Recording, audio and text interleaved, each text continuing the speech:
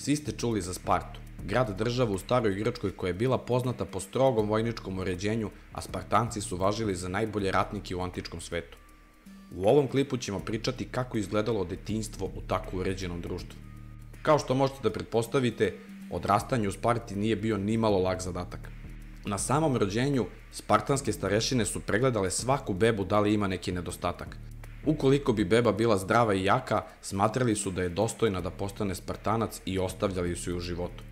Ukoliko bi beba imala bilo kakav nedostatak, odneli bi je na planinu i ostavili da umre.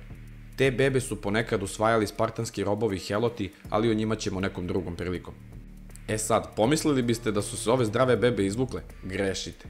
Spartanske majke nisu važile za najnežnija bića na planeti, tako da deca nisu smela da plaču. Od dece se očekivalo da budu fizički i psihički jaka i da u svakom trenutku budu spremna da se brane.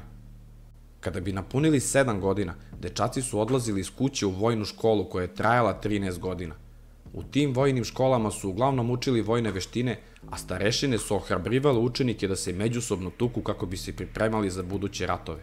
I nemojte da mislite da su se oni igrali, pošto smrti u tim tučama nisu bile retka pojava.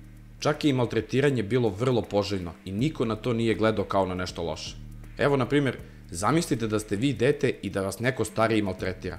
I pored vas prolazi nastavnik i vidi šta se dešava i on priđe i krene isto da vas maltretira. Ovo je važilo i za odrasle osobe. U Sparti niste smeli da pokazujete svoju slabost. Dečaci su takođe dobijali manje hrane nego što im je potrebno, pa su morali da je kradu da bi preživeli. Ukoliko bi bili uhvaćeni u krađi, bili bi strogo kažnjeni, ali ne zbog toga što su krali, već zbog toga što su uhvaćeni. Svake godine su se u školama održavale i bičevanja, gde su svi učenici bili bičevani, ali nisu smeli da kukaju.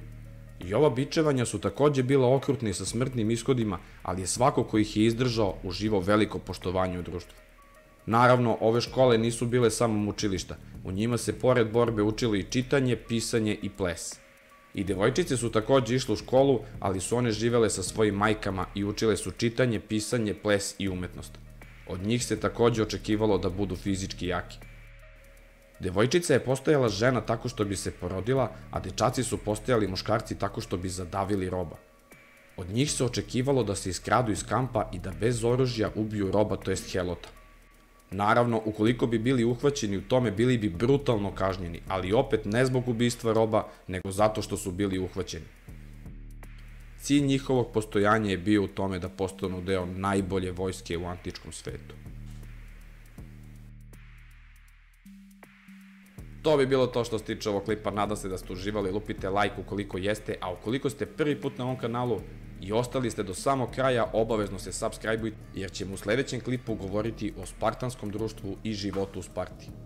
To bi bilo to od mene, a mi se vidimo u nekom drugom klipu.